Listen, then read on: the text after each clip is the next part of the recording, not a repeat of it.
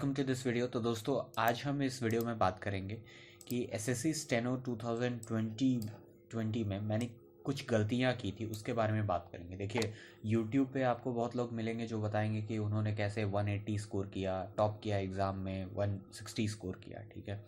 लेकिन अपनी गलतियों के बारे में बहुत कम लोग बताते हैं, और ज़्यादातर लोग जो हम में से होते हैं वो गलतियां करते हैं, ठीक है। और मेरा जो ये एग्ज़ाम में सिलेक्शन था वो 0.22 मार्क्स से छूटा था प्री में, ठीक है। जबकि जब मैं मॉक लगाता था तो उसमें मेरा ठीक मार्क्स आ रहा था, ठीक है। तो क्यों नहीं हुआ सिलेक्शन, उसके बारे में बताऊंगा, क्या गलतियां की मैंने, ताकि आप इन गलतियों से बच सको, ठीक है। इसके बारे में मैं बात करूंगा, ठीक है। और तो चलिए शुरू करते हैं इस वीडियो को। सबसे पहले तो देखिए, आप एग्ज़ाम अगर आप पहले स्टार्ट कर सकते हैं तो करिए, ठीक है।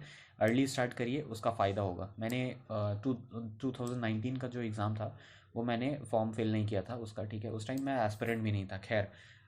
तो अगर मैं उस टाइम 2019 में अपीयर होता ना, तो 2020 में मुझे पैटर्न के बारे में ज़्यादा अच्छे से पता होता, ठीक है। तो पैटर्न आपको समझ में आता है। बहुत सारी ऐसी चीज़ें होती है जो आप यूट्यूब में वीडियो देख के नहीं समझ सकते हो ना, आपको कोई वो एक्सपीरियंस कोई अपना बता सकता है, ठीक है। एक्सपीरियंस जब आप फेस करते हो एग्जामिनेशन हॉल में, जब देखते हो तो आपको समझ में आता है कि क्या है सीन, ठीक है। बहुत सारी चीज़ें होती है जो दीदी भैया जो भी आपके सिलेक्शन लिए हुए हैं, या कोई भी दुनिया में सिलेक्शन लिया हुआ है, वो भी आपको नहीं समझा सकता है। बहुत सारी चीज़ें जो खुद आप जाके सीखोगे, ठीक है, अपने अनुभव से। तो आप एग्ज़ाम देने जाओ, भले ही आपका सिलेबस कंप्लीट है या नहीं है, उससे फ़र्क नहीं पड़ता। आप जाओ एग्ज़ाम दो, ठीक है। तो आपको बहुत सारी चीज़ आएंगे समझ में, ठीक है। सिलेबस कैसे कंप्लीट करना है वो भी समझ में आ जाएगा एक जब आप एग्ज़ाम फेस करोगे, ठीक है। तो 100 रुपये का एग्ज़ाम होता है, 100 रुपया देना पड़ता है। उसके लिए आप ज़्यादा मत सोचो, एग्ज़ाम के लिए फॉर्म भरो चुपचाप और एग्ज़ाम फेस करो, ठीक है। और दूसरा जो है कि मैं जब परीक्षा देता था, ठीक है, जब मैं मॉक लगाता था, तो मैं प्रीवियस ईयर के जो कट ऑफ्स होते थे ना उनसे कंपेयर करता था। और बहुत सारे ऐसे लोग होंगे जो प्रीवियस ईयर के कट ऑफ को देखते होंगे कि इतना मार्क्स आ रहा है, इतना बार, इतना पिछले बार कट ऑफ गया था। जो शुरू शुरू में, ये मेरा पहला अटेम्प्ट था 2020 का एसएससी स्टेनो, तो उस टाइम मुझे उतना नहीं पता था कि कैसे एनालाइज करना है। तो मैं प्रीवियस ईयर के कट ऑफ देख कर खुश होता था कि चलो ठीक है, कट ऑफ क्रॉस हो जा रहा है। लेकिन आपको ये नहीं देखना है, आपको प्रायोरिटाइज करना है कि आपका परसेंटाइल कितना है, ठीक है। तो मैंने इस बार 2022 के जो एसएससी स्टेनो था उसमें मैंने परसेंटाइल पे फोकस किया और मुझे पॉजिटिव रिजल्ट्स मिले। तो आपको जब आप मॉक को एनालाइज करते हो तो आपको नहीं देखना है आपके मार्क्स कितने आ रहे हैं, आपको देखना है कि आपके परसेंटाइल कितने आ रहे हैं। अगर आपके मार्क्स आउट ऑफ 200 130 भी आ रहे हैं, और परसेंटाइल अगर आपका 90 परसेंटाइल है, तो वो बहुत अच्छा स्कोर है। और अगर आपका स्कोर 135 भी आ रहा है, और आपका परसेंटाइल अगर 70% है, 70 परसेंटाइल है, तो वो आपका मार्क्स अच्छा नहीं है। 135 भी आपका मार्क्स अच्छा नहीं है अगर आपका परसेंटाइल 70 आ रहा है। तो आपको हमेशा परसेंटाइल को प्रायोरिटी देना है मॉक एनालाइज करते वक्त, स्कोर को नहीं उतना देखना है, ठीक है। तो परसेंटाइल अगर आप प्रीवियस ईयर लगा रहे हो तो 95 परसेंटाइल कोशिश करो कि जहाँ बहुत सारे लोग होते हैं वहाँ पे 95 परसेंटाइल आ रहा हो प्रीवियस ईयर में। और मॉक अगर लगा रहे हो तो 90% आ रहा हो, 90 परसेंटाइल आ रहा हो, ठीक है। तभी आपका सिलेक्शन हो पाएगा। दूसरा जो है, मैंने गलती किया था कि मैंने एक ही मॉक टेस्ट पे ये किया था, ठीक है। मैंने एक ही मॉक टेस्ट लिया हुआ था उस वक्त, 2020 का जो एसएससी स्टेनो था। तो आप अपने सोर्सेज वैरीड रखो, अलग अलग सोर्सेज को भी टेस्ट करो।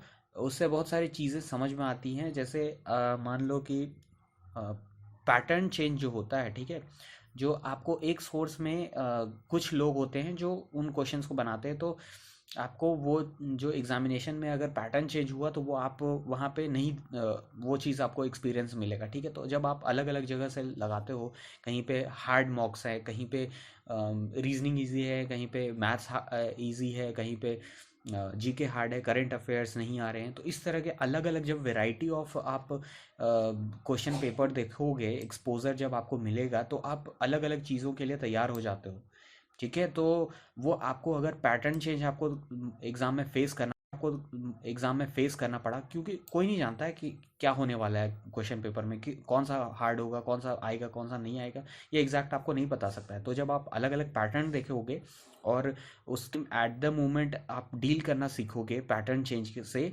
तो वो आपको एग्जामिनेशन के लिए फुल प्रूफ तैयार करेगा, ठीक है, एकदम वो बुलेट प्रूफ आपके लिए होगा, ठीक है। तो आप अलग अलग सोर्सेज को फॉलो करो और अलग अलग जगह से लगाओ। हमारा भी मॉक टेस्ट आता है, तो आप उसे चेक कर सकते हो। कम से कम 2 मॉक टेस्ट रखो, ठीक है, एटलीस्ट 2 मॉक टेस्ट रखना ही रखना है। बहुत बार होता क्या है कि लोगों का मॉक टेस्ट ख़त्म हो जाता है, तो वो मॉक टेस्ट कम लगाते हैं, तो वो आपको गलती नहीं करनी है, आपको अलग अलग मॉक टेस्ट लगाना है, रखना है, ठीक है। हमारा भी आप चेक कर सकते हो, लिंक डिस्क्रिप्शन में।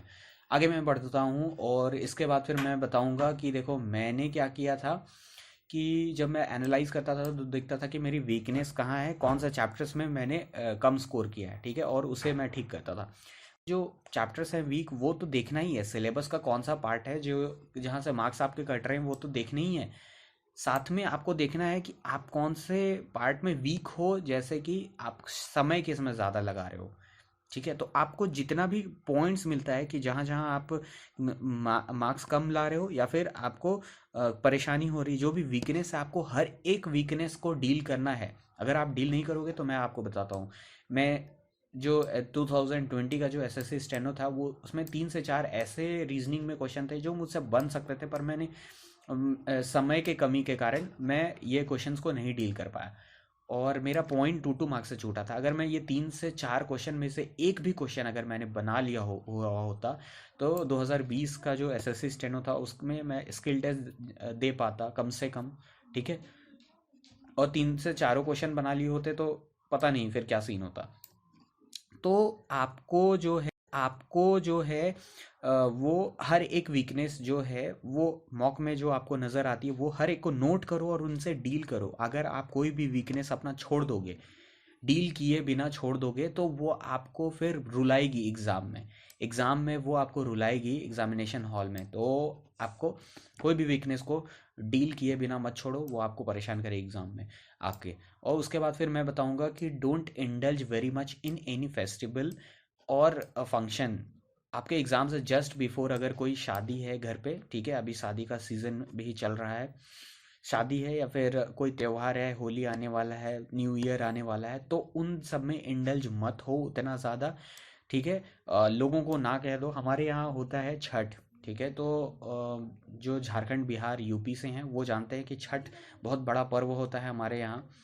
तो हमारे यहाँ एक रिलेटिव ने हमें बुलाया, तो हमें जाना पड़ा था, ना नहीं बोल पाया था उस वक्त, तो वो मुझे पे करना पड़ा। मेरे एग्ज़ाम से 1 सप्ताह पहले था छठ, तो मैं वहाँ चला गया, मैंने ना नहीं कहा, और 0.22 मार्क्स से छूटने में वो भी कहीं ना कहीं था कि मैं 1 सप्ताह पहले मैं डाइवर्ट हो गया, मैं उधर चला गया और उन सब में के कारण 0.22 मार्क्स से छूटने का मतलब है कि आप क्वालिफाई कर सकते थे, आप नहीं क्वालिफाई कर पाए क्योंकि वो गलतियां थी, ठीक है। तो मैं अपना फुल परफॉर्म नहीं कर पाया मॉक में, एग्ज़ाम में।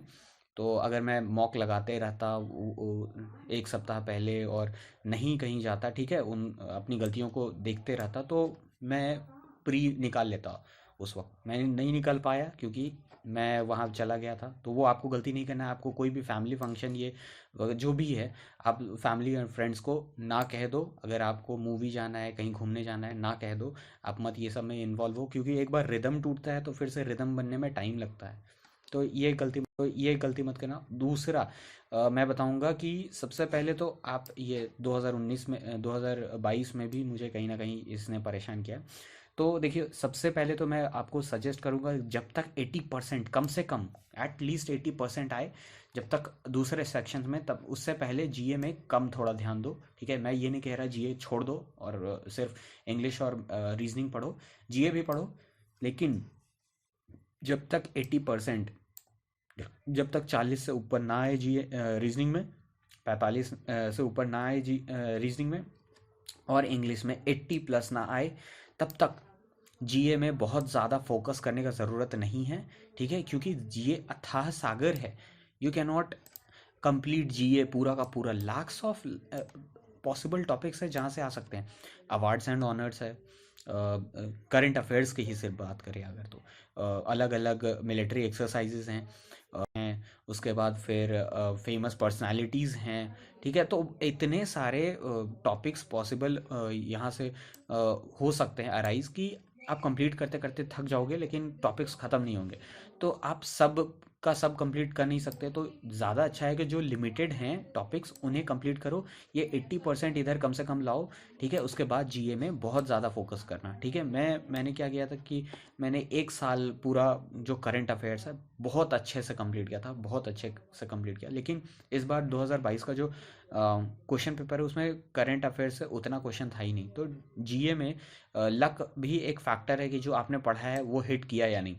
तो जीए का कोई भी एक सोर्स पकड़ो और उससे पढ़ो, लेकिन बहुत ज़्यादा डीप में घुसने का ज़रूरत नहीं है जीए में। अनलेस अनलेस कि तुम 80% इधर ले आए हो, उसके बाद हर मॉक में तुम्हारा कंसिस्टेंटली 80% आ जा रहा है, उसके बाद जीए में जितना डीप घुसना है घुसो, ठीक है। ठीक है, लेकिन सबसे पहले एक कोई भी सोर्स पकड़ो और उसे अच्छे से पढ़ो, ठीक है। हमने क्या किया है कि हमारे जो कंप्लीट जीए का कोर्स है उसमें हमने लूसेंट को बेस बुक रखा है और उसके आधार पे हमने कोर्स बनाया है। तो आप अगर यहाँ से तैयारी करते हो हमारे साथ, कंप्लीट जीए का जो कोर्स है हमारे साथ, तो भी वो एक आपको अच्छे से कंप्लीट जीए का जो कोर्स है वो हो जाएगा। तो आप अभी अगर वो कोर्स लेते हो तो आपको 23% का डिस्काउंट पे मिल जाएगा। और ये दोबारा ऐसा डिस्काउंट आपको हमारे चैनल पे देखने के लिए नहीं मिलेगा कंप्लीट जीए कोर्स का। तो आपको लिंक डिस्क्रिप्शन में मिल जाएगा। NY23 ये कूपन कोड है, आपको लगाना है 1 जनवरी से पहले। आपको ये कूपन कोड यूज़ कर लेना है, वरना उसके बाद फिर ये वैलिड नहीं रहेगा। तो लिमिटेड टाइम ऑफर है, आप अगर जीए में कमज़ोर हो तो ये आप देख सकते हो, ठीक है। और ऐसे ही इंपॉर्टेंट वीडियोस एग्ज़ाम क्लस्टर पे हम आपके लिए लाते रहते हैं। तो अगर आपको कोई इंपॉर्टेंट वीडियो मिस नहीं करना है तो अभी सब्सक्राइब कर लीजिए चैनल को। और thank you for watching this video. I hope ये वीडियो आपके लिए हेल्पफुल रहा होगा। आप नोट्स बना लो, ये जो मैंने आपको गलतियाँ मेरी बताई हैं वो नोट्स बना लो। ये गलतियाँ आप मत करना। और वीडियो अगर आपके लिए हेल्पफुल रहा हो तो प्लीज़ लाइक दिस वीडियो। आपके लाइक करने से ये और भी लोगों तक पहुंचता है। और अगर आपके दोस्त जो प्रिपेयर कर रहे हैं एसएससी स्टेनो एग्ज़ाम के लिए उनसे शेयर करिए वीडियो को। Thank you for watching this video. जय हिंद दोस्तों, मैं हूं पुरुषोत्तम पांडे।